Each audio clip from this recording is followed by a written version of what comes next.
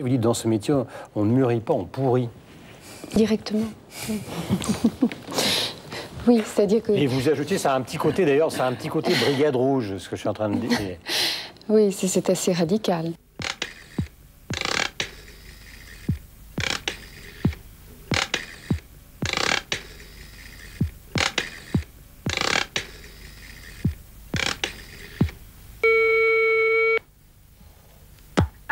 Allô, Isabelle Adjani? Oui. Bonjour, Jean-Jacques Dufour de la RTF.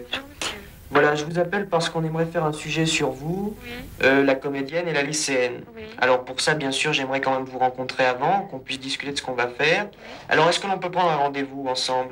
Oui, d'accord. Au café qui se trouve en face de la Comédie Française, par exemple. Au café en face de la Comédie Française. Oui. Vous me reconnaîtrez, non?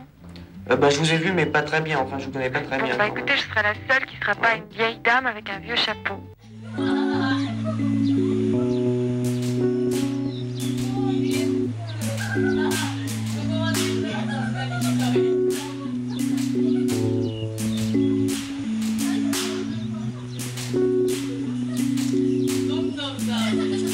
Ein algerischer Vater und eine deutsche Mutter. Ihre Mutter ging mit ihnen schwanger. Die Eltern hatten bei wohlhabenden Leuten eine Anstellung gefunden, um in die USA auszuwandern.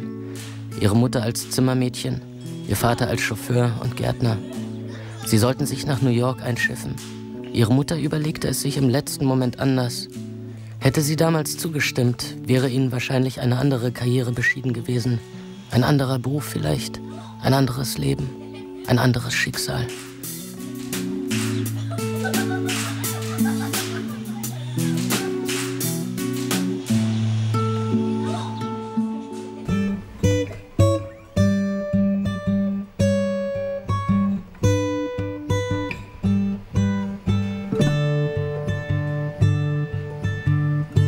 Sie suchten ein kleines blondes Mädchen mit Sommersprossen und blauen Augen.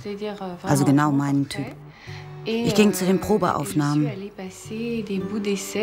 Ich erinnere mich, ich erbettelte von meiner Mutter etwas Geld, um mir die Haare heller zu färben, um bei den Probeaufnahmen bessere Chancen zu haben. Die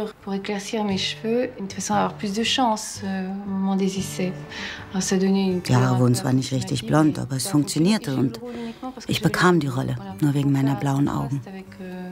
Als Kontrast zu meinem kleinen Partner, der farbige Junge, der den kleinen Bougnac spielte.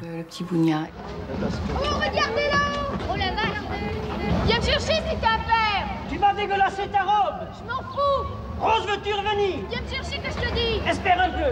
Ah, dis donc, faut le faire faire. C'est Rose Fernand. C'est encore son père qui veut lui foutre une tourlousine. Je t'avais bien dit que c'était un vieux réac. Ouais. Vas-y, Rose, fous-y une bonne banane. Approche-moi ou je saute. Faudrait tout de même savoir ce que tu veux. C'est pas dur. Tu vas me jurer que j'irai pas en colonie de vacances et je reviens bien gentiment. Coup de balle que je vais te jurer. Alors viens me chercher.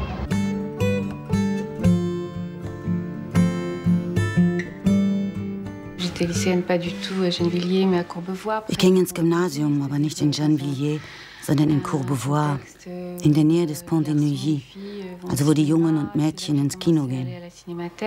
Und da fing ich an, in die Kinemathek zu gehen. Schon damals begeisterte ich mich für die Texte, für die Kraft der Sprache der Gefühle. Du langage, mais du langage de l'âme.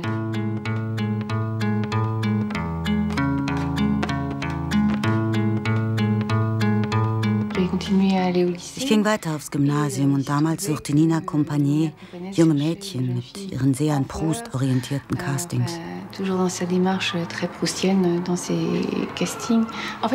Ich traf sie. Sie fand mich sehr geeignet für eine der Mädchenrollen. Und schon verbrachte ich meine Ferien wieder ohne meine Eltern.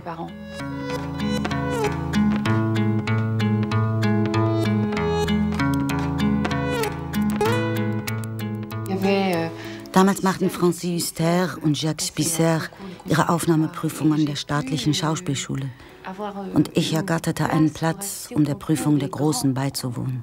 Ich, die Kleine, die davon träumte, Schauspielerin zu werden. Selbst auf den Treppenstufen der Schauspielschule hatte ich wichtige Begegnungen. Mit 15, 16 Jahren ist das schon geradezu schwindelerregend. De très vertigineux.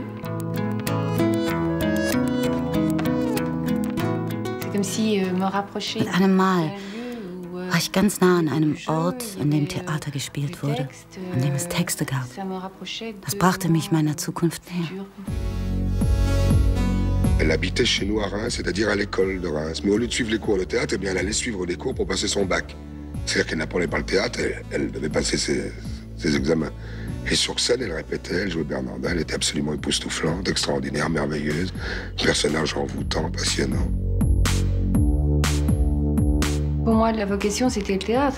Meine Berufung war das Theater, denn das war der Text, nicht das Kino.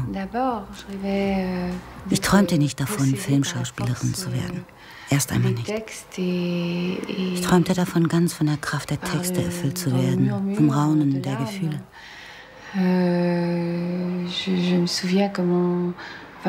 Ich erinnere mich, mein Lieblingsschulbuch war damals... Ich ging ja gleichzeitig noch zur Schule, während ich schon Theater spielte. Das Buch über Racine von Roland Barthes. Und ich träumte davon, Racine so zu spielen, wie Barthes über ihn schrieb. De jouer Racine comme il écrivait sur Barthes. Sur Racine, comme Barthes écrivait sur Racine. Mais, aber daraus wurde nichts. Damals spielte ich noch nicht Racine. Que faisait-il étant seul avec vous? Il jurait qu'il m'aimait d'une amour sans seconde et me disait des mots les plus gentils du monde. Des choses que jamais rien ne peut égaler et dont toutes les fois que je l'entends parler, la douceur me chatouille. Et là-dedans, remue certain, je ne sais quoi, dont je suis tout émue. Je vous présente un cas. Un cas parce que cette jeune personne, Isabelle Adjani, est la Benjamine de la Comédie Française. C'est un aussi beau titre que d'être doyen. Et elle n'est pas passée par le conservatoire. En plus, elle a 17 ans. Il est rare qu'on soit pensionnaire de la maison de Molière si jeune. N'ait fait aucune étude d'art dramatique. Non, non. Manque de temps. Vous le regrettez? Non, pas pour l'instant. Ich stellte mir keine Fragen. Das heißt, ich fand alles, was mit mir geschah, ziemlich normal. Ich war eher überrascht, dass man mir, wie auch heute noch, so viele Fragen stellt darüber, wie außergewöhnlich diese Zeit damals war. Diese Zeit war sicher außergewöhnlich, aber für mich war sie normal. Ich war dafür gemacht, diesen Schauspielerberuf zu ergreifen. Und so fand ich es normal, dass die Welt mir dabei half, auf mich zukam und alles für mich organisierte. Darum nahm ich diese Ereignisse mit großer Gelassenheit auf. D'une grande sérénité par rapport aux événements.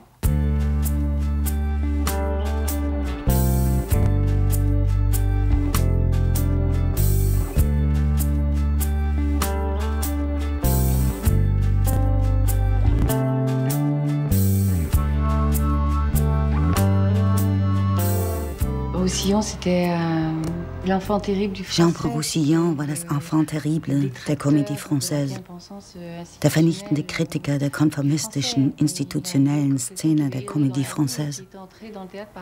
Er wirkte so, als sei er durch die Straßen geirrt und zufällig ins Theater geraten. Wie aus Versehen. Er war ein genialer Regisseur. Einer der größten Kenner und Interpreten von Molière. Wie er mich gelehrt hat, einen Text fast psychoanalytisch zu zerlegen, um ihn dann zu spielen und zu artikulieren. Das war einfach großartig.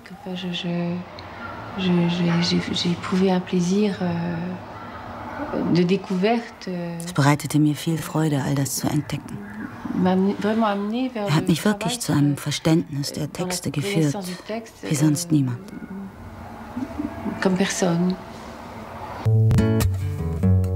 La petite collégienne sage qui profita de ses vacances pour tourner un film a déjà fait bien du chemin.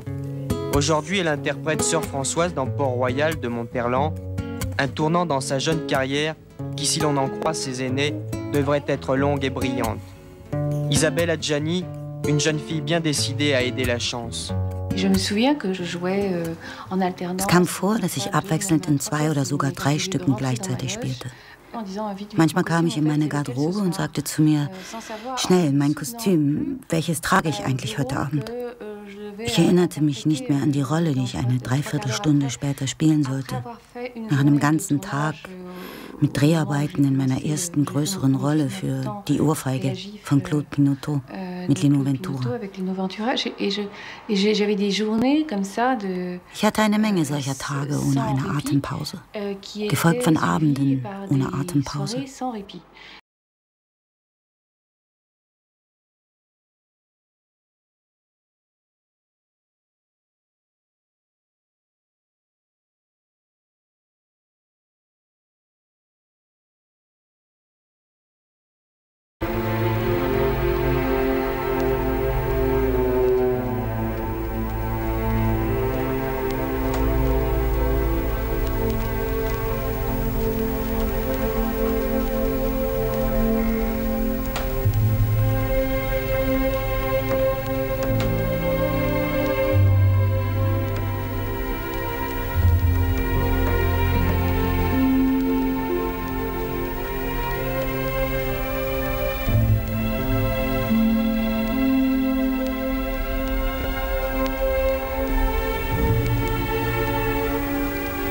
Moi, on m'appelle Ondine.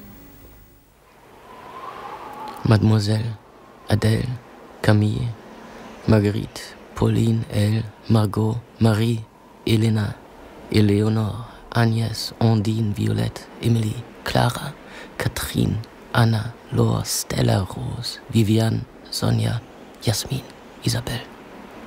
Wie darf ich sie nennen?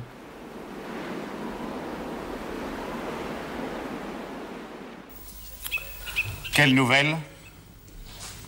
Le petit chat est mort.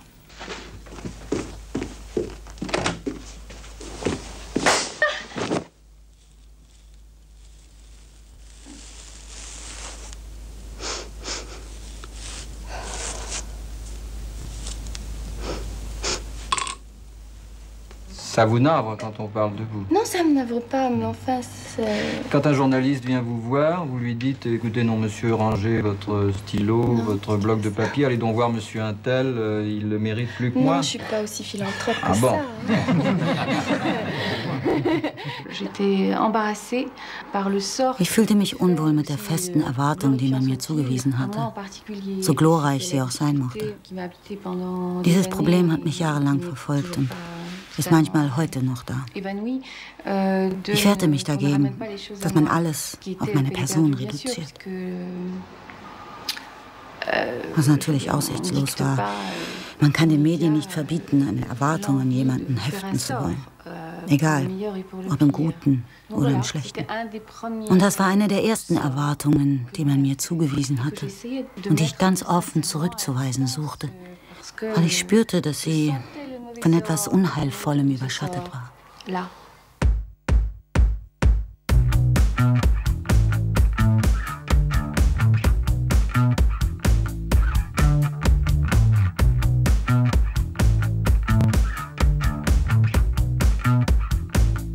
On raconte des trucs mais incroyables sur sa vie privée qui sont totalement faux.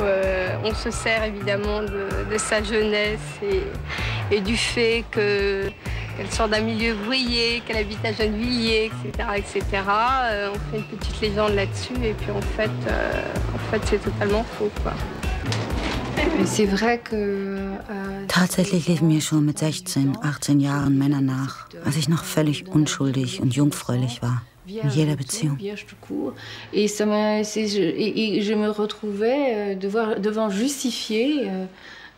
Und plötzlich hatte ich mich für Handlungen zu rechtfertigen, die mir nachgesagt wurden und von denen ich überhaupt nichts wusste. Die Geliebte von dem und dem zu sein, mich an einem Abend völlig daneben benommen zu haben, obwohl ich gar nicht ausging. Also völlig abwegige Behauptungen.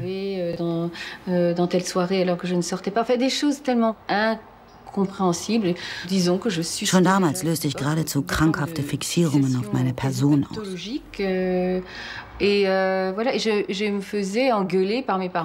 Meine Eltern schimpften mit mir und ich bezog öfter eine Tracht Prügel, weil es in erster Linie darum ging, was hast du da wieder getan?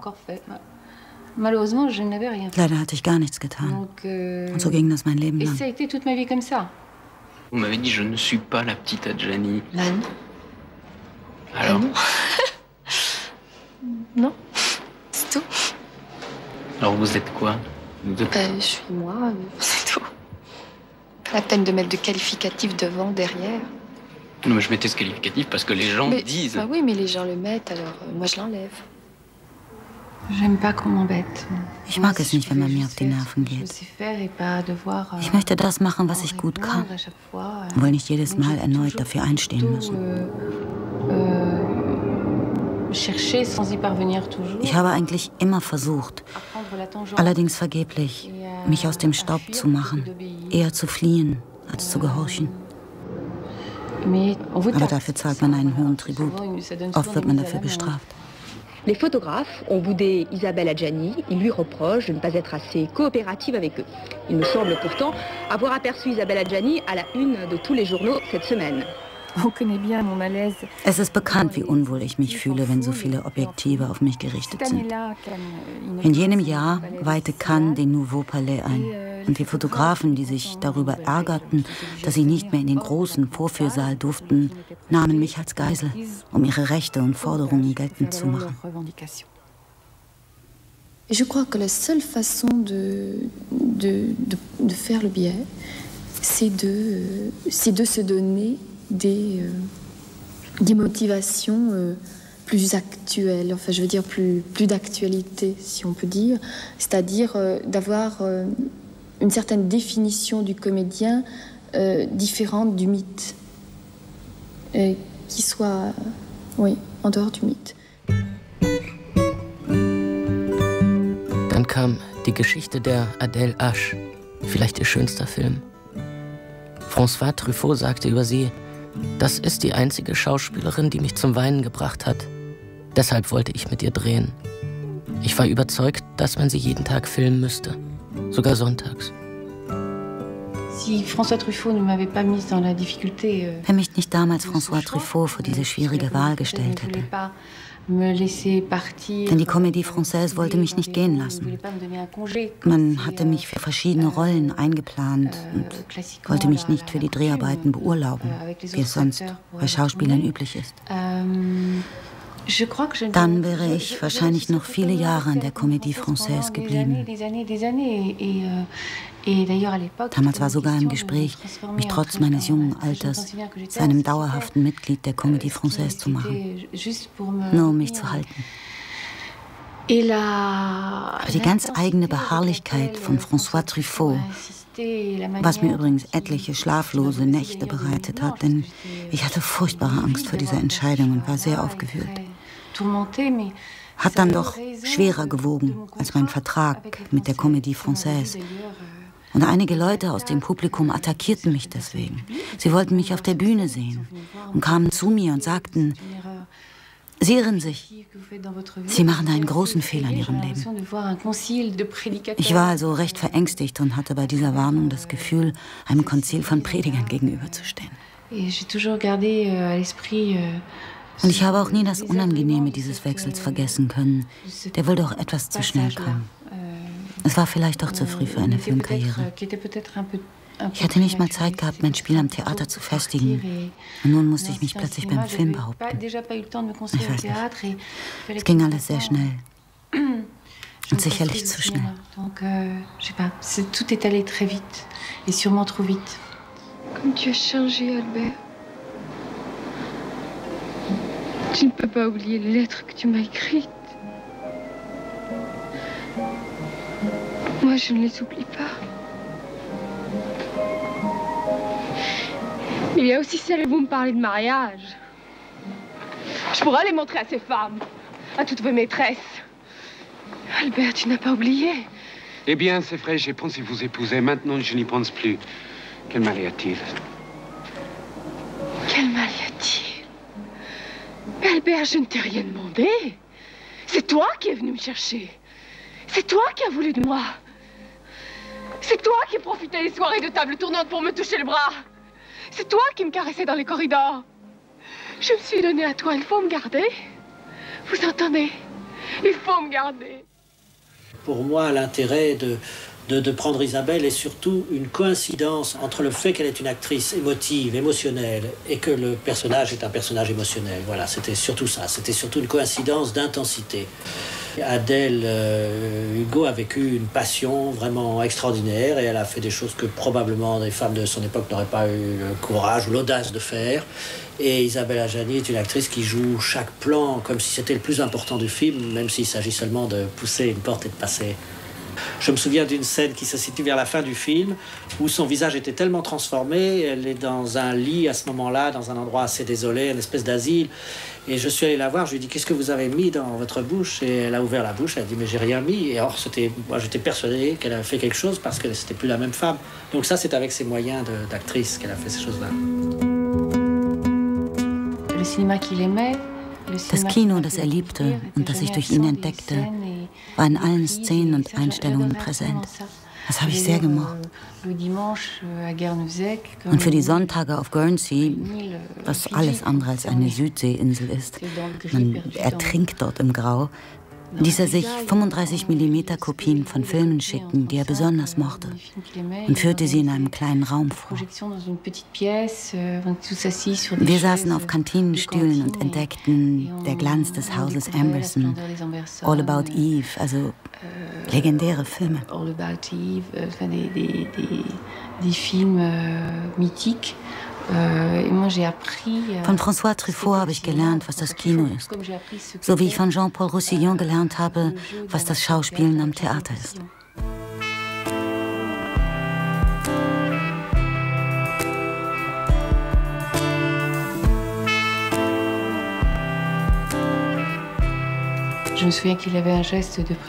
Ich erinnere mich, er hatte eine Lieblingsgeste für die Momente großer Verlegenheit oder Momente des Lügens, das es zu verbergen galt. Er wollte, dass man sich dann an den Arm fasste, so, dass man mit einer Hand den anderen Arm packte und den Muskel zusammenpresste. Das war für ihn so etwas wie eine magische Geste. Und ich muss sagen, ich liebe diese Art von Signaturen, denn sie zeugen von filmischer Intelligenz. Man lässt einen Schauspieler nicht allein in einem Bildausschnitt, wie einen Affen im Käfig. Und wenn jemand Schauspieler so zu führen versteht, auch wenn es einigen Darstellern zu weit gehen mag, stört mich das überhaupt nicht. Die intelligente Sicht eines Autors, der etwas Bestimmtes in einer Einstellung sehen will, gibt ihm jedes Recht, sich an eine Schauspielerin zu wenden und ihr mit geradezu manischer Präzision Anweisungen zu erteilen. Avec une précision quasi maniaque. François Truffaut überhäufte seine Darstellerin mit Briefen und kurzen Mitteilungen, die er per Hand oder auf der Maschine schrieb. Von seinen Briefen haben sie fast alle verloren.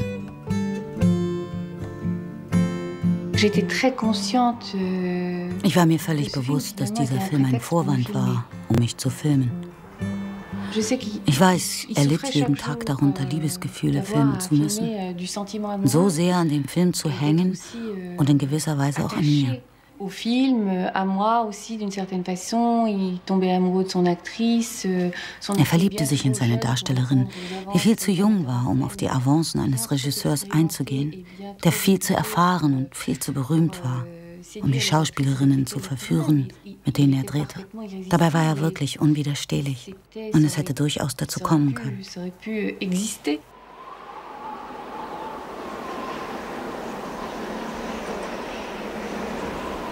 L'amour, c'est du romantisme.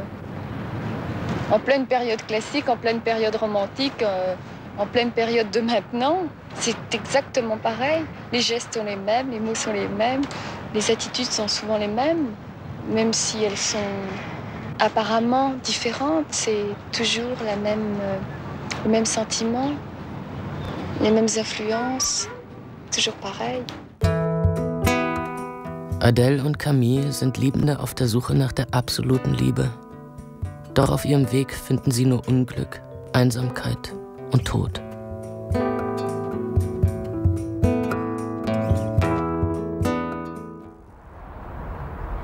Vous n'avez pas peur de devenir un monstre de la scène? Un monstre. Oh, that's why I'm with you. Because you say I for me.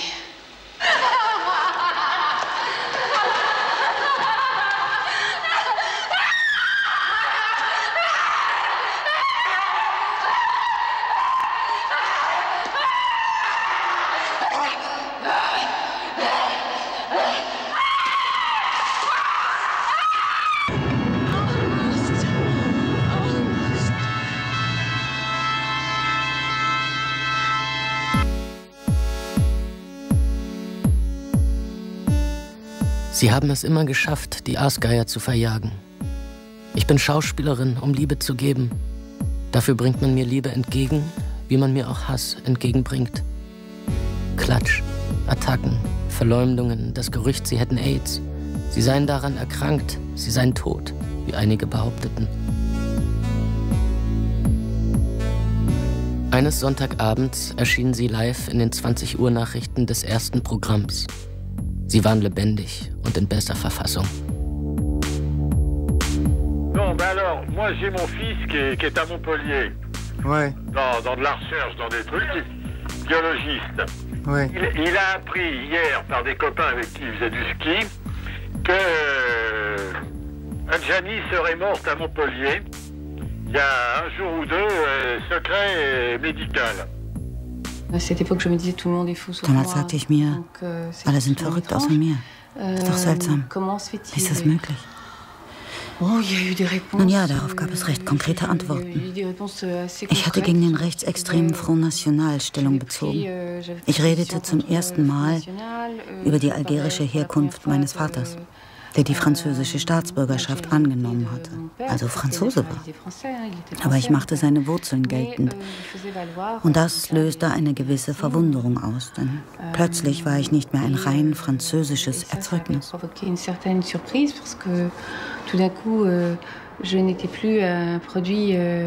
Man redete wie über einen Fremdkörper. Der wie der AIDS-Virus. Jedes Virus ist ja ein Fremdkörper. Einen gesunden Körper in seiner französischen Identität infiziert. Dans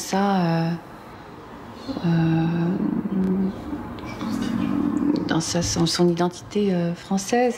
Ça se vend bien le mystère Adjani, là, je vois toutes les affiches. Assez bien. Si c'est vrai, c'est très dommage pour elle, parce que c'était une comédienne que j'aimais beaucoup. Qu'est-ce que vous en pensez de la rumeur?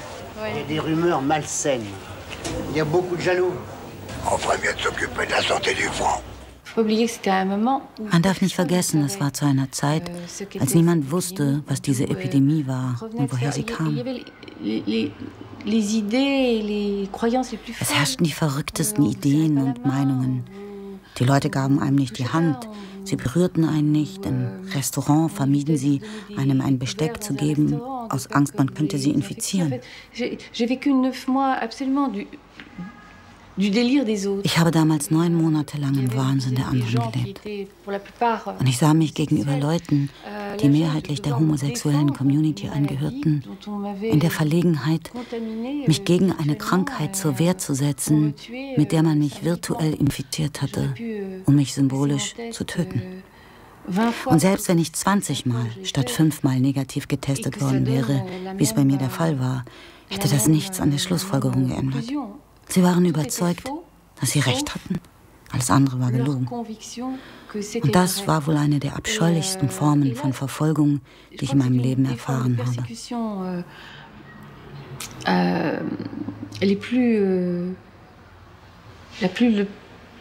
La plus monstrueuse que dont j'ai pu faire l'expérience dans ma vie. Nach 9 Monaten erlebte diese verrückte Angelegenheit dann eine Totgeburt. Das heißt, nachdem er mich endlich erledigt hatte, konnte ich wieder leben. J'ai pu revivre à nouveau.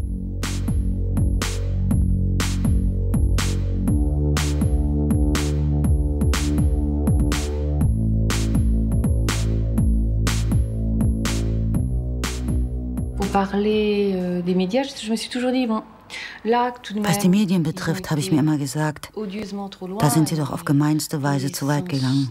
Das wird ihnen selber unangenehm sein. Aber sie haben sich nicht nur nicht entschuldigt, sondern im Gegenteil. Es gibt eine Art, über jemanden herzufallen, jemanden hinzurichten, die kein Ende nimmt. Der andere muss sein übles Handeln rechtfertigen, um so weitermachen zu können. Sonst macht er sich schuldig. Und die Schuld muss weiterhin bei der Unschuldigen liegen. Et la coupable, il faut que ça reste l'innocente.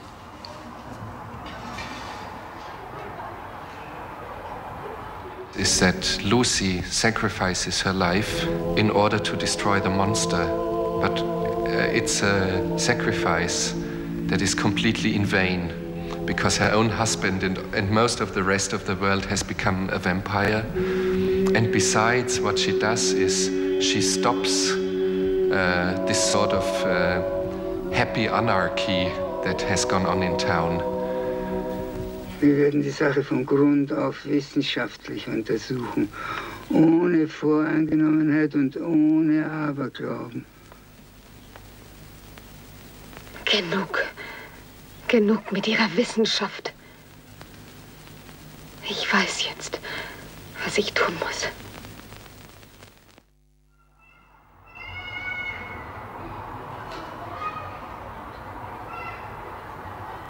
Ich bin nicht die einzige Schauspielerin, die solche Erklärungen abgibt. Aber Tatsache ist, wenn ich keine Psychoanalyse gemacht hätte, wäre ich jetzt wahrscheinlich tot. Das hat mir das Leben gerettet.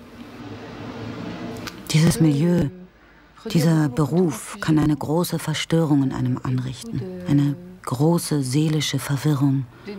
Und das kann bis zur Zerstörung gehen. Et qui peut détruire.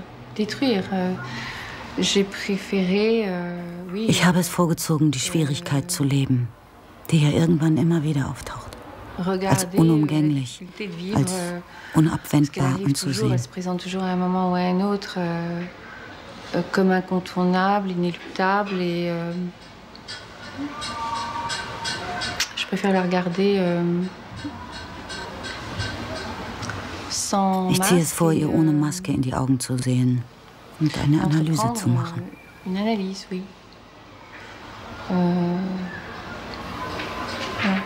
Um das Unerträgliche zu ertragen.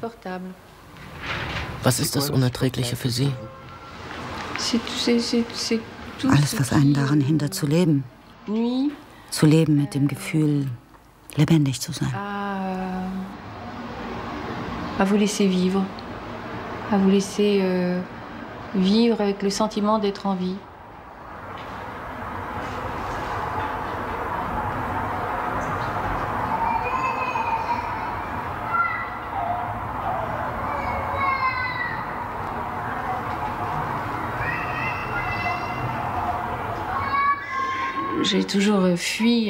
Ich habe immer alles gemieden, was mein Bild reproduzieren konnte. Selbst Kinderfotos, Ferienfotos. All das ist für mich äußerst schmerzlich. Denn schon damals unterlag ich, ohne es zu wissen, einer strengen Zensur der Darstellung meines Körpers. Es gab zum Beispiel bei uns zu Hause keinen großen Spiegel, der es erlaubt hätte, seinen ganzen Körper zu sehen. Sich mit dem Bild des eigenen Körpers vertraut zu machen.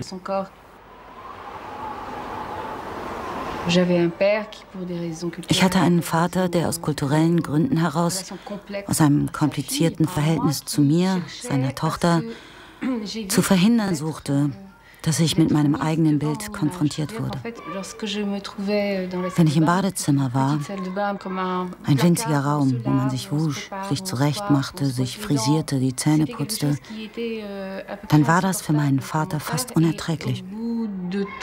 Und meistens schon nach wenigen Minuten, wenn er wusste, ich befand mich in diesem kleinen Raum der körperlichen Hygiene, wo man ganz mit sich alleine ist und von niemandem gesehen werden kann, klopfte er an die Tür und sagte zu mir, komm raus, du machst den Spiegel schmutzig.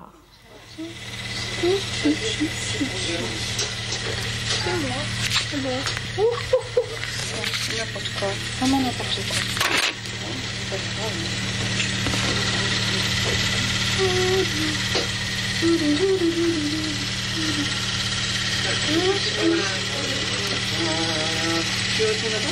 Oui, c'est Gérard. C'est Rachi.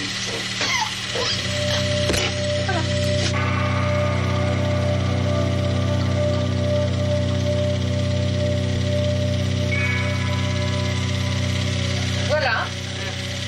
Parce que comme c'était séché, voilà, du coup ça va faire un peu de stress, elle est folle. Elle ne peut pas s'arrêter. Bon, voilà, je suis esquintée, bien esquintée, bien, je suis prête. C'est la couverture de vol de quel mois? Voilà. Vas-y, regarde la cave à travers le miroir. Voilà. Vive les brunes. Arrête. Cette espèce comme ça de contrariété. Diese permanente Verhinderung, dieses verweigerte Recht, mich zu betrachten, eventuell auch zu lernen, mich zu lieben, mich hübsch zu finden. Nie sagte das einer zu mir. Und ich selbst durfte das nicht zu mir sagen, indem ich mich nirgends betrachten durfte. Damit zu leben, war äußerst schwer für mich. Ça a été extrêmement compliqué pour moi à vivre. Als man dann begann, mich zu fotografieren, mich zu betrachten, mir zu sagen, dass ich hübsch sei, sogar schön, da sagte ich zu mir, was soll dieser ganze Schwindel? Ich muss ihnen klar machen, dass sie mich belügen. Oder sie werden es selber merken. Und das muss geschehen, bevor ich anfange, selber an eine solche Manipulation zu glauben. All das ist falsch. Es existiert gar nicht. Et j'ai toujours été dans un porte-à-faux très, très douloureux. Ich befand mich in einem ständigen, sehr, sehr schmerzlichen Schwebezustand, den die Episode mit dem besagten Gerücht noch verschlimmert hat. C'est-à-dire que j'avais passé mon temps à essayer de dépasser. Ich hatte die ganze Zeit versucht, dieses Problem zu überwinden und dieses Problem zu ertragen.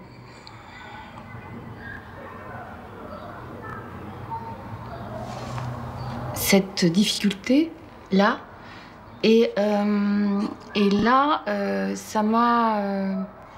Und diese Geschichte hat mich dann vollends aus dem Gleichgewicht gebracht und im Innersten getroffen. Sie brachte noch einmal die ganze Diktatur körperlicher Vernichtung an die Oberfläche, die mir mein Vater auferlegt hat. D'anéantissement physique que mon père m'a infligé. Mais c'est toi, mon père.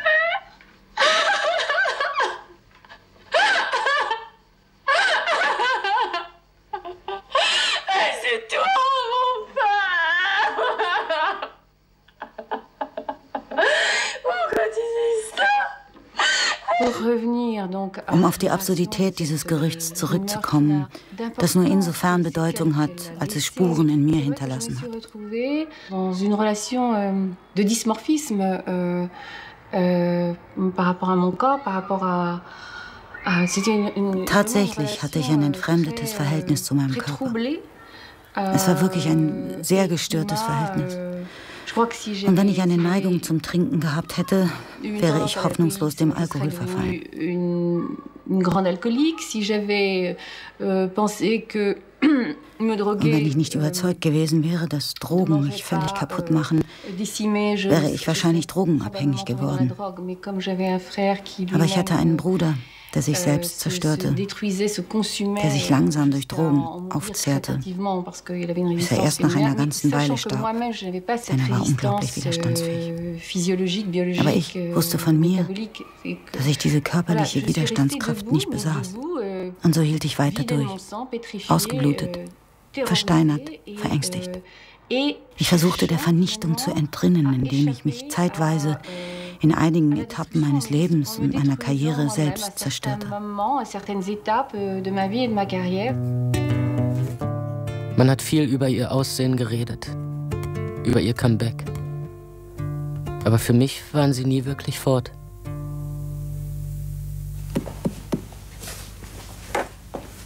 Bon, y a quelque chose qu'il va falloir expliquer à Bouboule. Vous m'avez traité de pute parce que je mettais des jupes qui allaient jusqu'aux genoux. Hein. C'est sûrement par respect, ça. Les filles, elles doivent rester vierges. Hein. Il faut qu'elles arrivent au collège habillées en sac. Hein. Sinon, elles ruinent leur réputation. Pendant ce temps-là, les garçons, ils niquent comme des malades. Hein? Donc, quand une fille fait l'amour avec un garçon, elle se salit, mais pas lui, hein, pas le garçon. J'ai eu envie finalement de ne plus avoir à certains moments. Und schließlich in einigen Momenten meiner Karriere wollte ich kein Bild mehr von mir haben. Ja, fast keinen Körper mehr. De ne plus avoir presque de corps, enfin, c'est-à-dire Ich wollte, dass man keine Erwartungen mehr an mich stellte, weder an meine Schönheit noch, und dass ich selber Ruhe fände.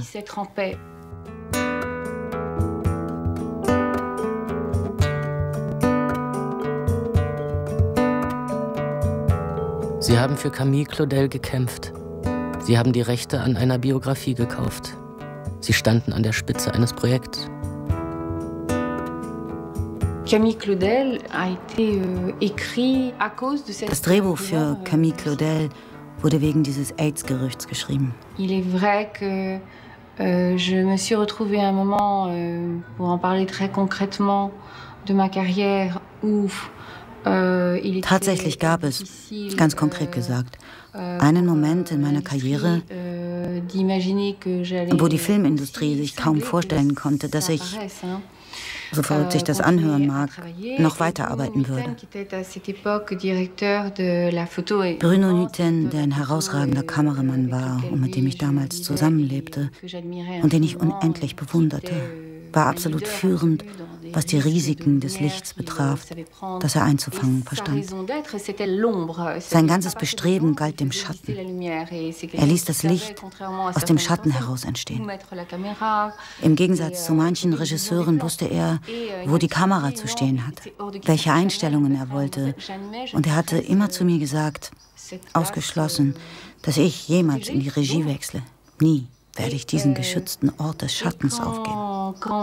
Und als ich mich dann in dieser Situation befand und zu ihm sagte, ich würde mich gerne des Körpers von Camille Claudel bedienen, um meine eigene Verstörung, das, was ich meinen Schrei nenne, zu verkörpern und ihre damalige Verstörung lebendig werden zu lassen, verstand er mich und sagte, hör zu, Truffaut ist nicht mehr da. Du weißt nicht, an wen du dich wenden sollst. Du bist allein. Dann werde ich für dich da sein, für die kreative Arbeit. Ich werde meinen Schwur brechen und meine Position, an der ich so hänge, aufgeben. Ich mache mich ans Schreiben und wir machen diesen Film.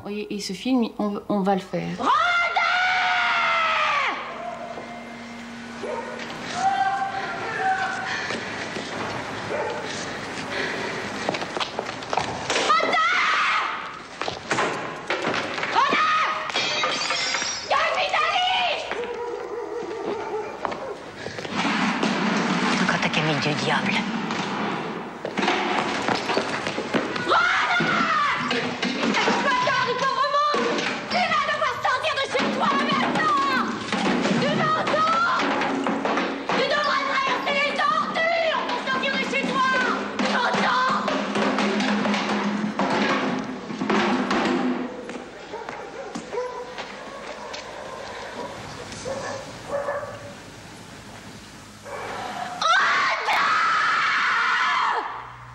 Il y a une lettre à Isabelle Adjani dans votre livre. Vous dites « Nous avons bien changé depuis Barocco. Autant vous avez pris du plaisir à tourner avec elle, Camille Claudel, autant vous n'aviez pas gardé un bon souvenir de Barocco. » C'était un peu ce que je vous disais tout à l'heure sur le jeune con aussi. Ouais. Mais c'est vrai, puis c'est complètement différent. Puis j'avais pas du tout l'expérience que j'ai maintenant. Et Isabelle, en même temps, aussi avait une... À cette époque-là, elle avait Fellini, Bergman, qui lui, la couverture de Time. Enfin, c'était quelqu'un qui était très jeune tout de suite. Elle avait un gros bagage sur le dos. Oui. Et puis c'est vrai que c'est pas pareil. On n'a pas. Vous avez Michel Famille, vous étions tous les deux à l'état d'ébauche. Oui, c'est ça. Ouais. Exactement. Ça, c'est les ébauches. Et puis maintenant. Maintenant, mais c'est très bien que ce temps est passé comme ça, parce qu'on se retrouvait en Camille et Rodin. Ça, c'est Isabelle en corset avec des lunettes noires. Que dire? La star. Bon, elle n'était absolument pas dans ce comportement sur le plateau. Disons qu'Isabelle a cette faculté de faire des entrées de plateau qui provoquent quelque chose, quoi. D'abord parce qu'elle ne se fait pas omniprésente comme Gérard. C'est deux techniques différentes. Elle se fait plus rare. Elle reste dans son coin, elle parle pas beaucoup. Mais en fait, c'est sa façon à elle de se concentrer. Et c'est vrai que ces entrées de plateau sont des entrées pour jouer la scène. Donc il y a toujours un climat un petit peu... On a l'impression de voir un acrobate qui va faire un truc, quoi.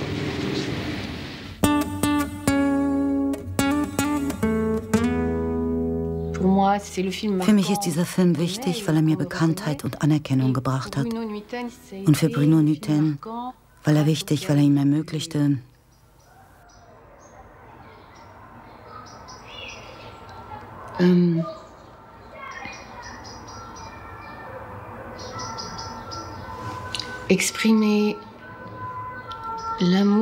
seine Liebe zu mir und seine Bewunderung für mich als Schauspielerin auszudrücken.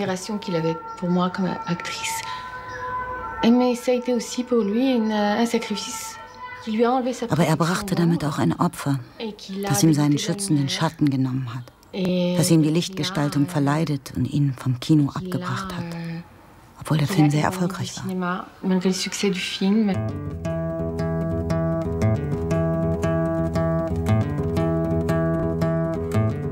Ich glaube, er hat es sehr schwer ertragen, dass ihn die Medien so an den Pranger stellten. Diese Art, jemanden niederzumachen. Das ist ein Satz, der sehr akademisch erscheinen mag. Aber er konnte nicht weiter als Regisseur arbeiten und konnte auch nicht zur Lichtgestaltung, zur Fotografie zurückkehren.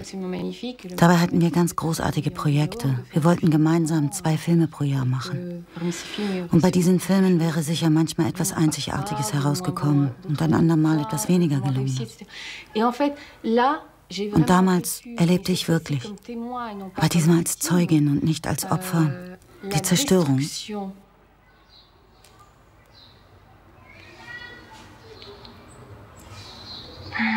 Die Zerstörung der Sensibilität eines Künstlers. Das heißt, das, was einen treffen kann und wovon es kein Zurück mehr gibt. Et cet homme qui avait été très très fort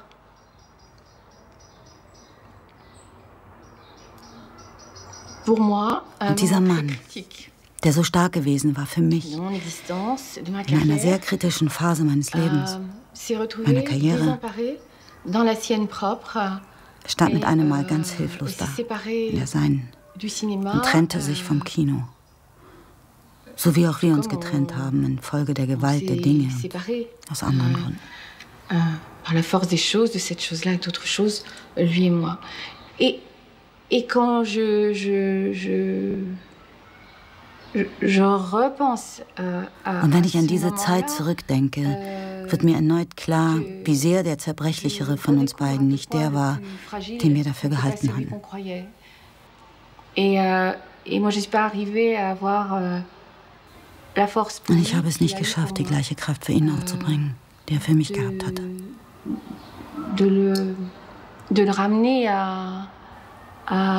Ihn zu seinem Talent und zu der außergewöhnlichen Intelligenz zurückzuführen, die er nach wie vor besitzt, die aber in sich verschlossen hat.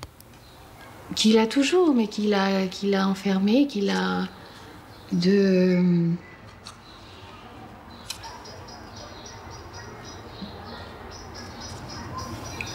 mit der das Kino lebendig werden ließ. Le cinéma.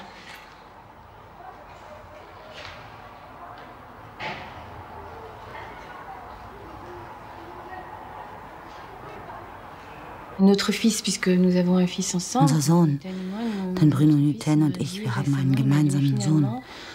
Unser Sohn sagte neulich zu mir, Mon père, papa, s'est écarté du cinéma. Im Grunde hat sich mein Vater vom Kino abgewandt. Qui a assassiné sa passion. Er hat seine Leidenschaft getötet, indem er sich so vom Kino abgewandt hat. Et toi, finalement, sans en avoir l'air, tu as fait quelque chose de cet ordre. Und du hast, ohne dass es so aussieht, etwas Ähnliches getan. Tu as fabriqué des interruptions dans ta carrière qui étaient presque Du hast nicht genau das Gleiche getan, aber du hast Unterbrechungen in deiner Karriere gemacht, die fast so etwas wie eine Botschaft an ihn waren. Eine Botschaft des Beistands, der Solidarität und des Verständnisses. Völlig unverständlich für Außenstehende. Des unzerstörbaren Zusammenhalts, der auf diese Weise entstanden ist. Indestructible,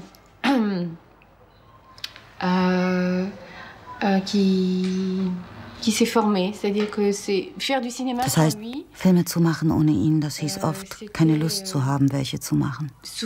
Manchmal überhaupt keine Lust mehr zu haben, Filme zu machen. Und ich weiß nicht mal, inwieweit er weiß, was ich hier gerade sage.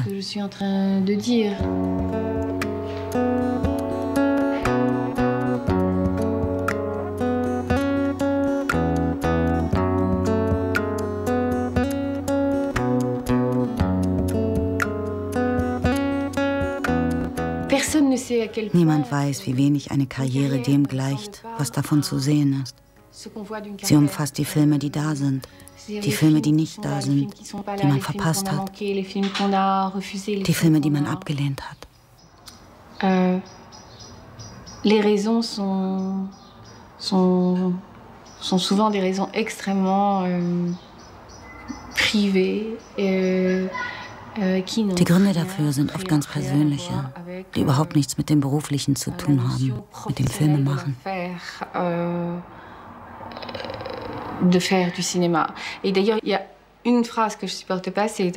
Übrigens ein Satz, den ich nicht ertrage, ist "The show must go on", dass man weitermachen muss, was immer auch geschieht. Wenn man nicht weitermachen kann, macht man nicht weiter. Fertig. Man hört auf. Man macht es nicht. Und es ist nichts Bewundernswertes daran, bewundernswert zu sein, weil man durchhält, weil man präsent ist. Obwohl man gerade sein Kind verloren hat, seine Mutter, seinen Vater. Diese Art von Diktatur, der Courage, die man unbedingt haben muss, egal welche Tragödie man gerade durchlebt. Wenn man zusammenbricht, bricht man zusammen. Sie wussten immer, mit der Einsamkeit fertig zu werden. Ich erinnere mich an diesen Satz aus einem Interview. Ich bin zweimal allein ins Krankenhaus gefahren, als ich entbunden habe. Wenn ich in den wichtigsten Momenten meines Lebens ganz allein zurechtkommen muss, kann ich überall ganz allein zurechtkommen. Für alles und für nichts.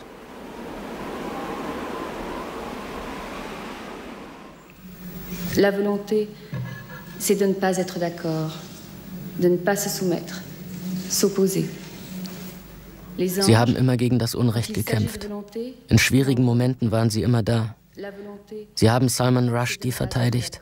Sie haben auf einer Gala anlässlich der Verleihung der César einen Auszug aus den satanischen Versen gelesen. Salman Rushdie, écrivain, verset satanique.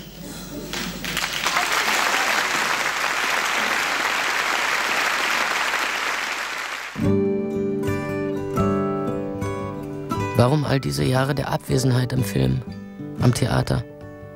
Warum waren sie so lange fort? Projekte mit Buñuel, Piala und Godard lehnten sie ab.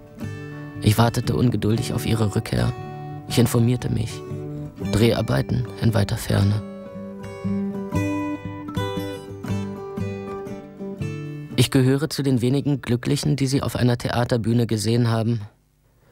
Fräulein Julie mit Niels Arestrup. Ein Wortduell zwischen einer jungen Adligen und ihrem Diener. Ein Verhältnis zwischen Ekel und Verlockung, Beherrschung und Unterwerfung, Hass und Faszination. Nach einem Monat brachen sie die Aufführungen ab. Für mich war es der erste große Theatermoment. Für sie war es eine der schlimmsten Erinnerungen in ihrer Karriere. Ein einziger Leidensweg. Sie spielten die Marguerite Gautier, eine Kurtisane, die nach der Opferung ihrer Liebe vom Tod dahingerafft wird. Sie waren erschütternd in die Kameliendame. Neben mir murrte ein Zuschauer, er hätte ihr Spiel nicht gemocht. Niemand hat das Recht, sie zu kritisieren. Ich hätte mich beinahe mit ihm geprügelt. Der erste Kampf meines Lebens, um sie zu verteidigen. Maria Stuart. Ich war mit meiner Mutter dort.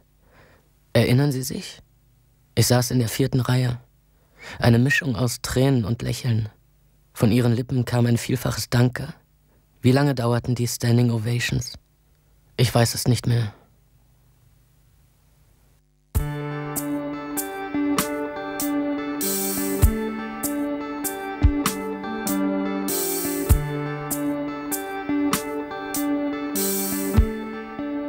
Der Schauspieler, von seiner Rolle verschlungen, soll von einem regelrechten Brand der Leidenschaft erfasst scheinen. Er muss um jeden Preis kochen, das heißt brennen und sich zugleich verströmen, daher die feuchten Formen dieser Verbrennung. Und hier spricht er von einer Aufführung, wo er 2 Darsteller gesehen hat, die sich in Flüssigkeiten aller Art verströmten, in Tränen, Schweiß und Speichel. Man hatte den Eindruck, einer furchtbar anstrengenden körperlichen Arbeit beizuwohnen, einem ungeheuren Auswringen der inneren Gewebe, als wäre die Leidenschaft ein großer, nasser Schwamm, der von der unerbittlichen Hand des Dramaturgen ausgepresst wird. Verstehst du, was ich meine?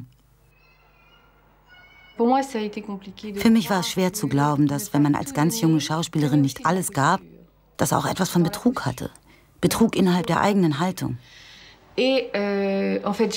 Tatsächlich habe ich im Laufe meiner langjährigen Arbeit beim Film gelernt, dass, wenn man alles gibt, nichts mehr übrig bleibt. Warum also alles geben? Es muss immer etwas übrig bleiben. Geben, aber so, dass noch ein Spielraum bleibt, der eine Distanz zur Rolle ermöglicht, die unverzichtbar ist für das Überleben der moralischen, nervlichen, organischen, zellulären Gesundheit, für die Gesundheit der Schauspielerin. Man kann sich zwar kurzzeitig verausgaben und dabei ein hochintensives Spiel erreichen, aber man darf sich nicht verschlingen lassen. Voué à la dévoration.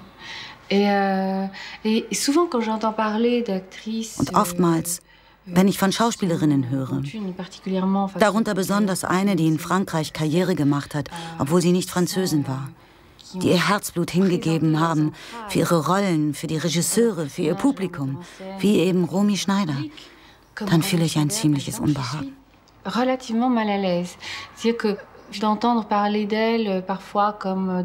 Wenn sie als die Schauspielerin bezeichnet wird, die sich bei lebendigem Leib verschlingen ließ, von sich selbst wie auch von anderen, dann macht mich das sehr skeptisch.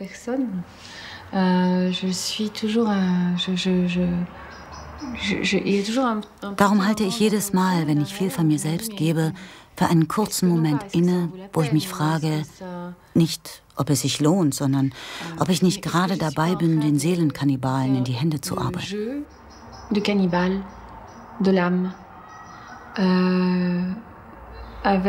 Wobei ich selbst die Oberkannibalin bin. Ich fresse mich als Erste auf. Qui me mange la première.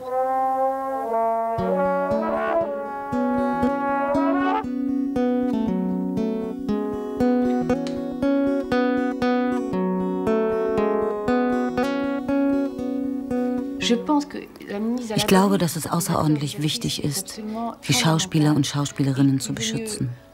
Und dass es besser ist, zu versuchen, einen Stil zu finden, als sich dem Irrationalen zuzuwenden.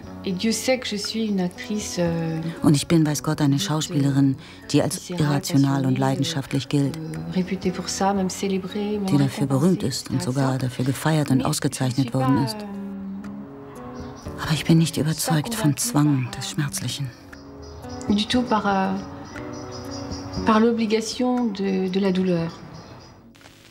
J'ai écrit un scénario autour de 4 femmes qui se trouvent réunies pendant quelques jours dans des circonstances dramatiques.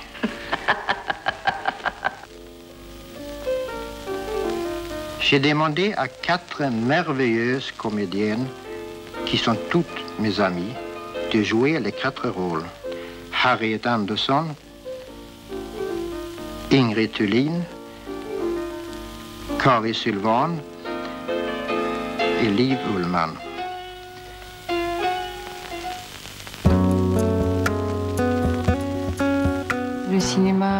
In den Filmen Bergmans findet eine Verschmelzung zwischen seinen Schauspielerinnen statt, von denen er sagt, sie seien seine Freundinnen, Und tatsächlich spiegelt seine Art zu filmen eine sehr große innere Nähe zu seinen Darstellern wider, was ihnen ermöglicht, sich von ihm erforschen zu lassen und in das affektive, psychologische, ja, pathologische Dunkel vorzudringen.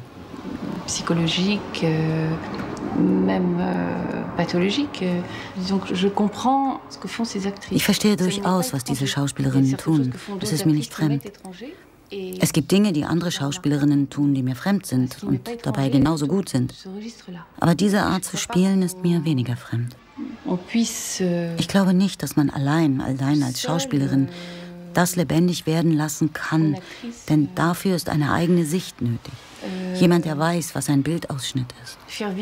Jemand, der seine Darstellerin bis hin zum Atmen zu führen versteht und sie gleichzeitig leben lässt bis zum Aushauchen. Diriger son actrice à la respiration près et en même temps la laisser vivre jusqu'à en expirer. Tu veux ma nuit de noces? Tu portes un poignard. Ton mari, le petit sanglier, ne viendra pas? Est-ce que j'ai l'air d'une mariée? Tu as l'air incertaine. Imprévisible.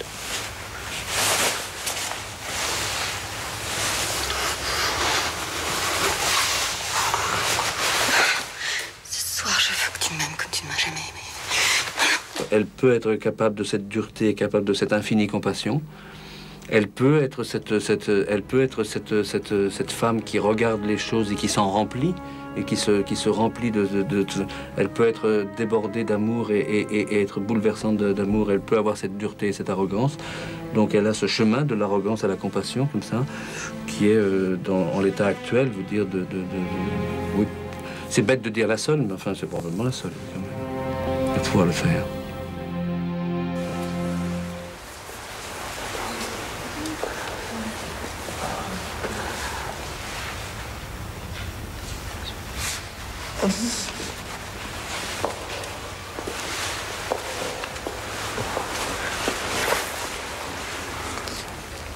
Tu as mis la robe que je préfère.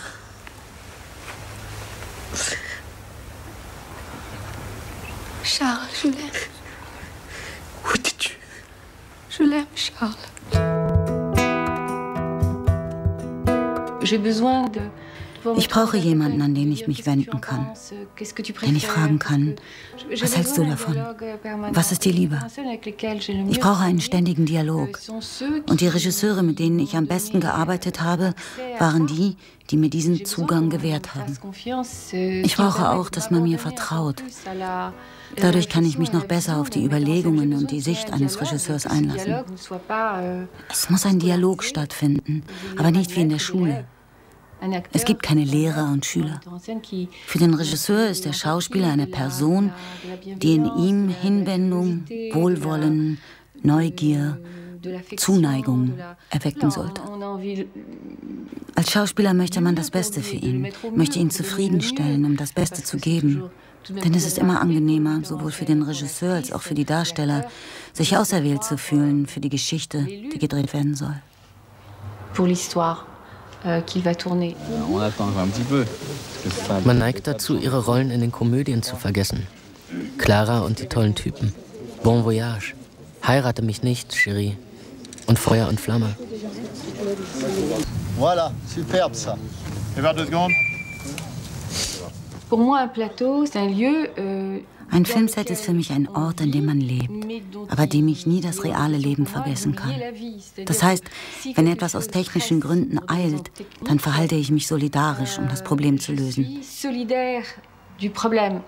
Das macht aus mir nicht gerade die Mutter Teresa des Filmsets. Aber ich kann nicht umhin, an die anderen zu denken.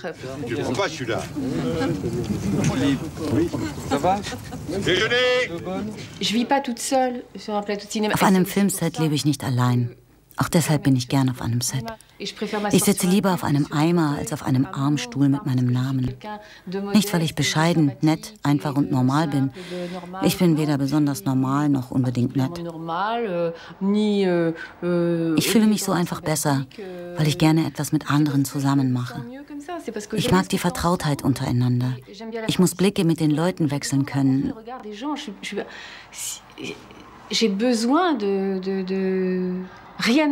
Mich stört nichts und mich stört alles. Mich stört alles, wenn ich Distanz, Feindseligkeit oder Desinteresse spüre. Das kann mich meiner Fähigkeiten berauben, inmitten der Leute, die dabei helfen, die Geschichte zu filmen und zu verwirklichen, die in diesem Film erzählt werden soll.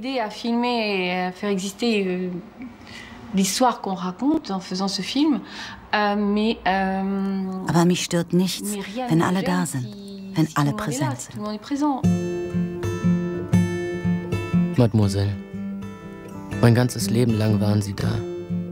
Die Jahre sind vergangen. Mein Geschmack hat sich verändert. Meine Wünsche haben sich weiterentwickelt. Meine Sehnsüchte sind heute andere. Andere Schauspielerinnen sind erschienen. Manche haben mich berührt, andere haben mich enttäuscht. Einige sind immer noch gegenwärtig, andere haben sich verflüchtigt. Und Sie, Mademoiselle, Sie sind immer noch da. Sie werden immer da sein.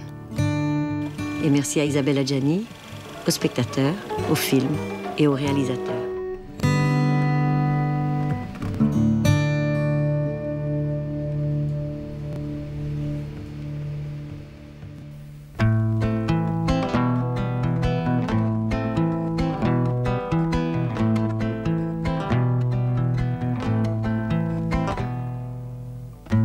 On parle de ci, on parle de cela.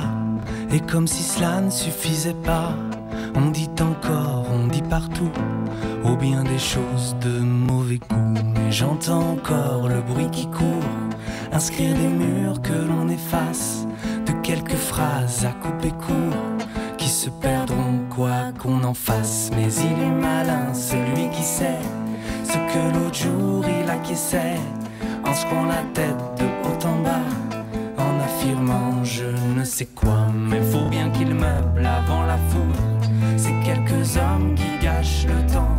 Voilà pourquoi la voix des bougres ressemble aux arracheurs de dents. Mais il est une chose que l'on apprend, malgré soi, malgré le vent, c'est que les murs ont des oreilles, ils peuvent entendre de ces merveilles que même ma mère ne croirait pas. Car oui, ma mère n'existe pas, c'est lui qui court qui me l'a dit. Et comme un con, moi je crois ce qu'il me dit. Et comme un con, moi je crois ce qu'il me dit. Et comme un con, moi je crois ce qu'il me dit.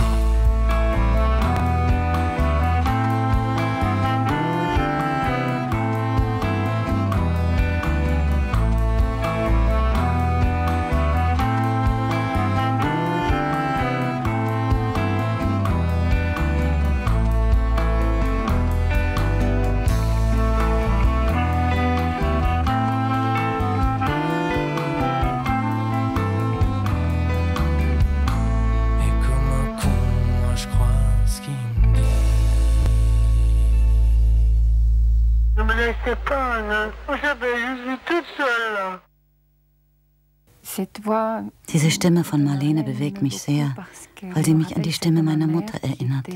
Die Deutsche war wie sie und die genau den gleichen Akzent hat.